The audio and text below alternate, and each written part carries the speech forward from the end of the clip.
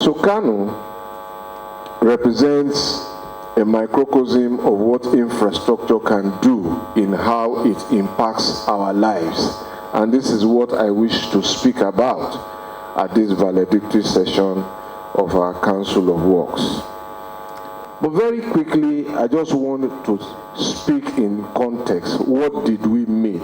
And what we met in the infrastructure sector of Nigeria was losing jobs. People were being laid off in the construction industry. And I think we also met in the fourth slide, if you move forward quickly, why jobs were being lost. If you look to that first slide on your left, the economy was heading for a recession. That was in 2012, I believe. We were already being warned, prepare for recession. But that was the time Nigeria was earning a lot of money from oil.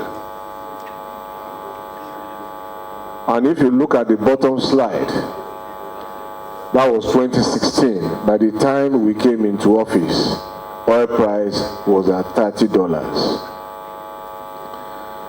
So that's what we met. And when I took office, in my briefing to you, I told you then that the total budget for the Ministry of Works was 18 billion naira for the whole of Nigeria. Remember that number, 18 billion naira. So when the chairman House Committee on Works was talking about Sukuk, about PIDF, and about road infrastructure tax credit, there are initiatives of the Buhari administration to tackle the problems of underfunding infrastructure that we met. What we did with those fundings, and don't forget, every time we had that budget from 2016, they were deficit budgets. What deficit budgets mean was that we did not have the resources to finance what we have committed to. But it was clear that 18 billion naira was not going to solve the problem. So our first budget was, I think, in the order of about 250-something billion from 18 billion. That's over 1,000% increase. But the price of oil was dropping. We did not raise taxes. So some of these monies had to be borrowed. So when you are hearing those conversations about public debt, this is where the money went. Just remember that. So you can see what we did in 2017, 482 kilometers of road with the Sukuk, 100 billion naira. In 2018, 642 kilometers with the Sukuk, and 757 kilometers in 2020 with the Sukuk. And we are still moving on with the 2021 Sukuk. And I'm sure that across the 36 states and the FCT, when you drive around, you will see signs of the Sukuk working in your states. So it's there to see, it's evidential, and that is the context of our season of completion. Go on quickly to the next slide. And this slide just speaks to what the Presidential Infrastructure Development Fund has done. It is covering 4 major projects. 3 major projects, pardon me, Lagos-Ibadan Expressway, Abuja to Kano, and the second Niger Bridge. Even though those projects are not finished and we are racing to complete them, all of those who traverse those routes now can tell the difference. The travel time significantly is reducing and it will get better. If you move on to the next one very quickly, this is the road infrastructure tax credit. So it is open, we are getting more entries, we are getting more requests, but what has been done so far is that it has relieved the pressure on the nation's largest seaport and the busiest seaport, the Apapa Orunshoki Expressway. We are nearing completion there, and the impact is beginning to be felt in the larger economy for those who import, who transport, on the Obajana to Kaba Road in Kogi. You will see the impact over the intervention there. And for those who are from Rivers State, you will see the impact of the Bodo-Boni road. Boni is the island where Nigeria's NLNG, our producer of gas and exporter to the world, is located. But interestingly, there is no connection by road to that place. So when there is bad weather, sometimes for 3 days, they are locked down in that island. So for the first time in centuries, there is a road and bridge that is unlocking access to that place. It has never happened before. And this is what the tax credit is doing.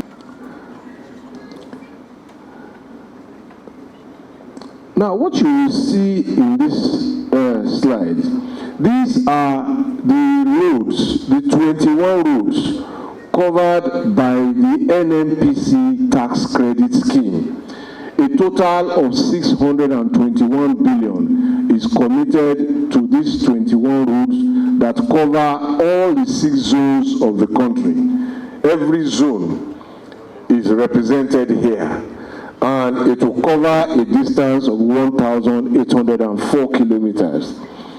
Those of you who are from the North Central particularly will be seeing the immediate impact on the Niger State routes linking Niger to Kwara, especially for petroleum product evacuation. And you will also see that from my own state in Badagry, there is relief now, even if work is still going on. But what is instructive about this NNPC tax credit is that a substantial part of the funds come from the PTDF. Do you remember that agency? PTDF. You know what they used to do with PTDF money before? Huh? Go to your Google engine search, Google PTDF. Some names will come up, and you will see what happened to PTDF money. They used to use it for themselves, but the Buhari government is using it for Nigeria. That is the difference. When you Google PTDF and you remember this slide, you will thank the Buhari government for the choices that they have made. Let us now go quickly to slides 15 and 16. On these slides, what you have here really are, again, some of the things we've done with multilateral loans. So when they say we are taking funding, Mokwa-Bida Road, the Akure-Elisha Road, the Abuja-Kefi, Akwanga, Lafia, Makodi, about 220 kilometers of road linking the federal capital to Nasarawa is nearing completion, and I think that my chairman has already spoken to the bridge linking Nigeria and Cameroon. These are some of the things that we have done with multi-sectoral lendings, borrowings that we have undertaken, and the results are manifest. And if we go on to 19, now this is instructive. You know that we talked about ease of doing business.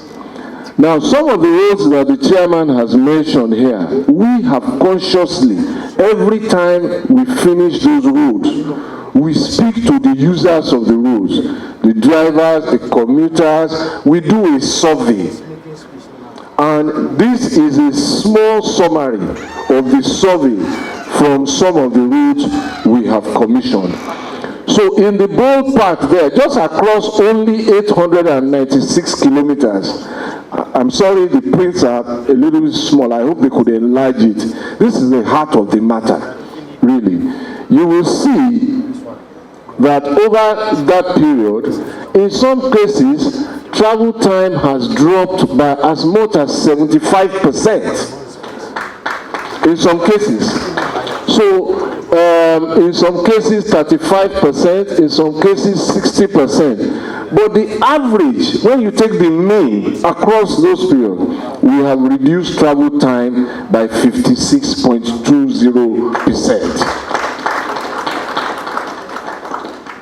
That is a lot of saving from time spent on the road. That is time that can be deployed for other productive activity.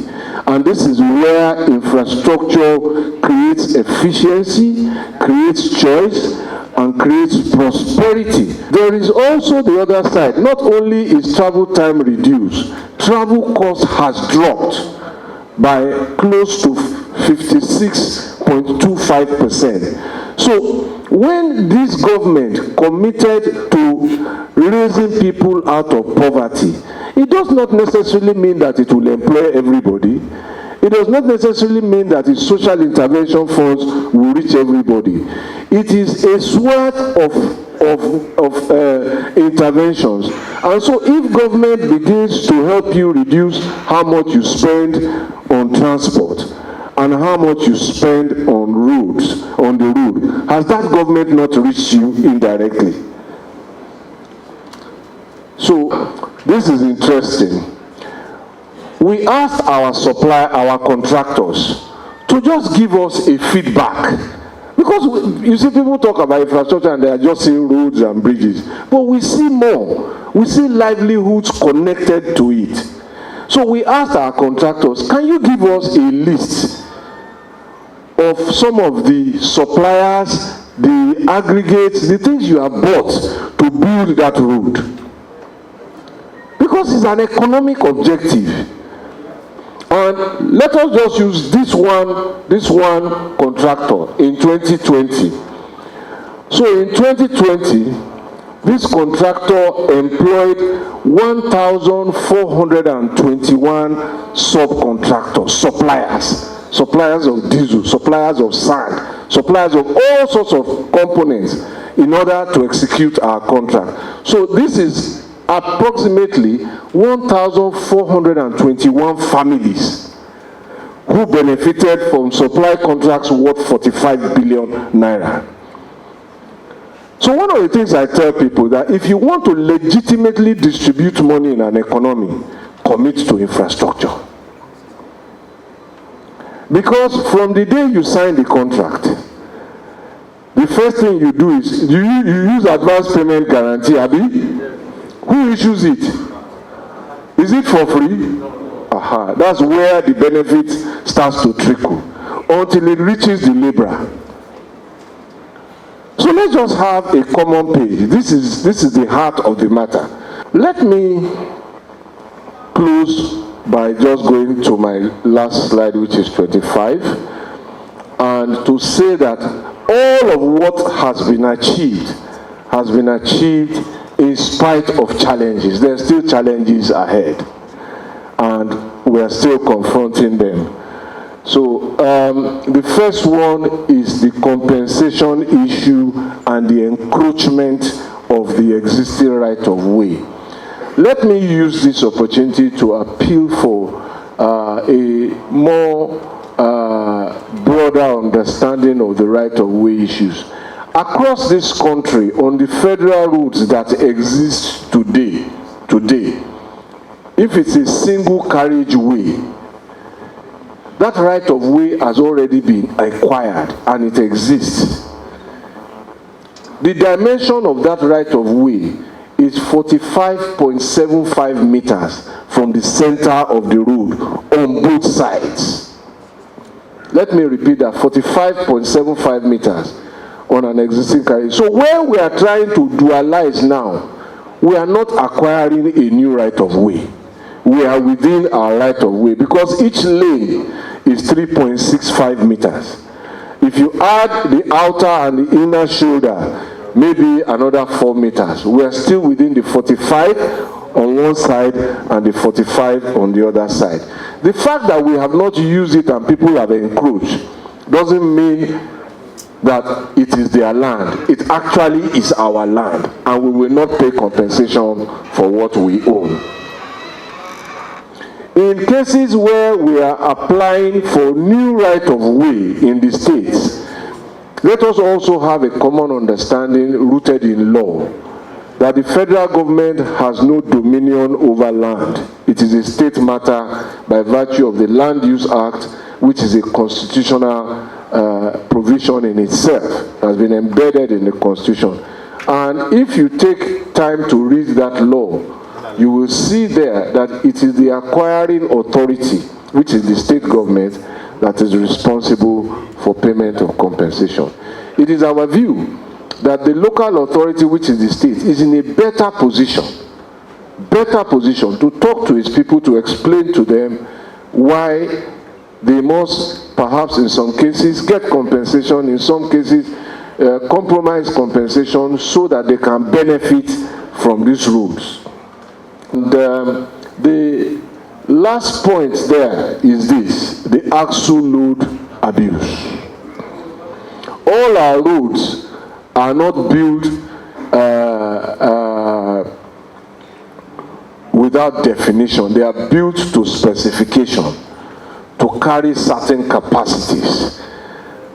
And when we start carrying 60,000 liters of PMS or diesel, where we should carry only 45,000 liters, that is no longer a road use, it is a road abuse. Your Excellency, distinguished ladies and gentlemen, members of council, as we enter into our deliberation, my valedictory deliberation, these are the thoughts I thought I should share with you. And again, on your behalf, I'd like to thank the government, the people, and especially the governor of Kano State for having us in this state. Thank you very much.